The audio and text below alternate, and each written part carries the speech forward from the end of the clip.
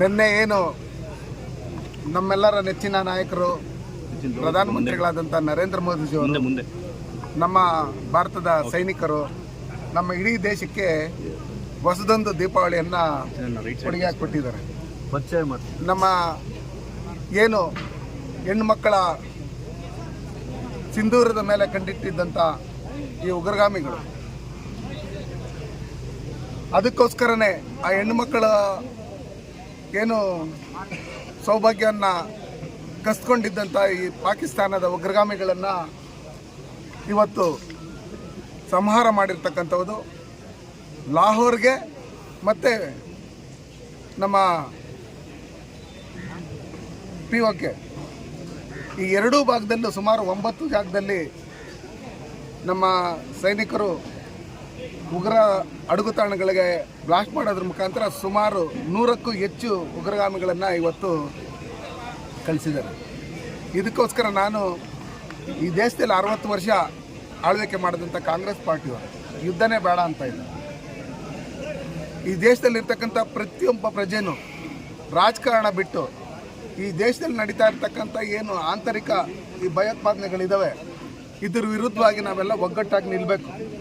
ಇವತ್ತು ದೇಶದಲ್ಲಿರ್ತಕ್ಕಂಥ ಸೈನಿಕರಿಗೆ ನಾವು ಆತ್ಮಸ್ಥೈರ್ಯವನ್ನು ತುಂಬೋದ್ರ ಮುಖಾಂತರ ನಾವೆಲ್ಲ ದೇಶದಲ್ಲೆಲ್ಲ ನಾವು ಒಗ್ಗಟ್ಟಾಗಿದ್ದೀರಿ, ನಾವು ನಿಮ್ಮ ಜೊತೆಲಿ ಇದ್ದೀರಿ, ನೀವು ಮುಂದೆ ಹೋಗಿ ನಿಮ್ಮ ಜೊತೆಲಿ ನಾವಿದ್ದೀರಿ ಅಂತ ಹೇಳಿದಾಗ ಅವರು ನಾವೇನು ಕ್ಲಾಕ್ ಟವರಲ್ಲಿ ಇಂಡಿಯಾ ಫ್ಲಾಗ್ 74 ವರ್ಷಗಳ ನಂತರ ನಾವು ಆರಿಸಿದ್ರಿ, ಖುಷಿಪಟ್ಟಿದ್ರು ಜನ. ಇಲ್ಲಿ ನಾವು ಲಾಹೋರಲ್ಲೂ ಭಾರತ ಧ್ವಜನ ಆರಿಸೋಂಥ ದಿನಗಳು ತುಂಬ ದೂರ ಏನಿಲ್ಲ. ಅದಕ್ಕೋಸ್ಕರ ಈ ದೇಶದಲ್ಲಿರ್ತಕ್ಕಂಥ ಪ್ರತಿಯೊಬ್ಬರೂ ದೇಶದ ಪರವಾಗಿರಬೇಕು. ಯಾರೇ ಪಾಕಿಸ್ತಾನಿ ಏಜೆಂಟ್ಗಳಾಗಿದ್ರೂ ದಯವಿಟ್ಟು ಅವರಿಗೆ ಸನ್ಮಾನ್ಯ ನರೇಂದ್ರ ಮೋದಿಯವರು ಒಂದು ಕಾಲಾವಕಾಶ ಕೊಟ್ಟಿದ್ದಾರೆ, ಹೋಗ್ಬಿಡಿ ಬಾರ್ಡ್ರಲ್ಲಿ, ನಿಮ್ಮನ್ನು ಅಲ್ಲಿ ಸೇರಿಸ್ಕೊತಾ ಇಲ್ಲ, ಯಾರೂ ಅಲ್ಲೇ ಅಡ್ಡ ಹಾಕ್ಬಿಟ್ಟಿದ್ದಾರೆ.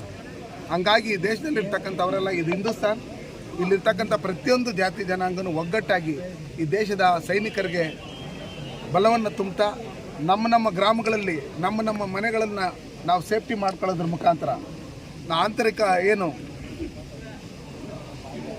ಭದ್ರತೆ ವಿಷಯದಲ್ಲಿ ಬಂದಾಗ ನಾವೆಲ್ಲ ಒಗ್ಗಟ್ಟಾಗಿ ಕೆಲಸ ಮಾಡಬೇಕು, ದೇಶದ ಪರವಾಗಿರ್ಬೇಕು ಅಂತೇಳಿ ಈ ಮೂಲಕ ನಾನು ಬಾಲನೇ ಇಲ್ಲ ಇರೋದು ಬರೋದೆಲ್ಲ ಕಟ್ ಮಾಡೋಕ್ಕಿದ್ದಾರೆ. ಈಗಾಗಲೇ ನೀರು ಇಲ್ಲ, ಪೇಪರ್ಗಳಲ್ಲಿ ಉಚ್ಕೊತಾ ಇದ್ದಾರೆ, ನೋಡಿದ್ದೀರಿ ಇವೆಲ್ಲ ಕಥೆಗಳು ಎಲ್ಲ ನೀವು ಮೀಡಿಯಾಗಳಲ್ಲಿ ನೋಡ್ತಾ ಇದ್ದೀರಿ. ಹಿಂಗಿರ್ತಕ್ಕಂಥ ಸಂದರ್ಭದಲ್ಲಿ ಮೊದಲೇ ಅವರು ಯುದ್ಧಕ್ಕೆ ನಮ್ಮ ಮೇಲೆ ಬರಬೇಕಂದ್ರೆ ಅವ್ರ ಟ್ಯಾಂಕರ್ಗಳಿಗೆ ಡೀಸೆಲ್ ಆಗಲಿ ಪೆಟ್ರೋಲ್ ಆಗಲಿ ಹಾಕೋದಕ್ಕೂ ಕಾಸಿಲ್ಲ. ಅವ್ರು ಕತ್ತೆಗಳು ಮಾರ್ಕೊಂಡು ರಾಜಕಾರಣ ಮಾಡ್ತಾ ಇರೋದು ನೀವೆಲ್ಲ ನೋಡಿದ್ದೀರಿ. ಹಂಗಿರ್ತಕ್ಕಂಥ ಸಂದರ್ಭದಲ್ಲಿ ಇಡೀ ಪ್ರಪಂಚದಲ್ಲಿ ಅವ್ರು ಹೋಗಿ ಎಲ್ಲರ ಹತ್ರನೂ ಭಿಕ್ಷೆ ಬೀಳ್ತಾ ಇರ್ತಕ್ಕಂಥ ಸಂದರ್ಭ ಇದು.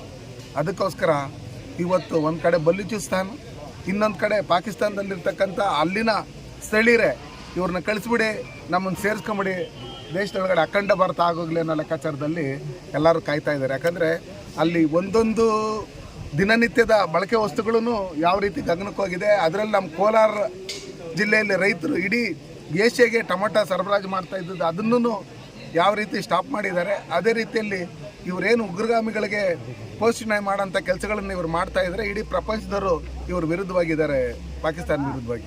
ಹಂಗಿರ್ತಕ್ಕಂಥ ಸಂದರ್ಭದಲ್ಲಿ ನಾವು ಭಾರತದ ಸೈನಿಕರಿಗೆ ಇರ್ತಕ್ಕಂಥ ಶಕ್ತಿ ಏನು ಅಂತೇಳಿ ಅವ್ರಿಗೆ ಗೊತ್ತು. ಯಾಕಂದರೆ 81ನಿಂದನೂ ಅವ್ರ ಮೇಲೆ ಯಾವಾಗ ಯುದ್ಧ ಮಾಡಿದರೆ ಎಲ್ಲ ಟೈಮಲ್ಲೂ ನಾವು ಗೆದ್ದಿರೋದೆ.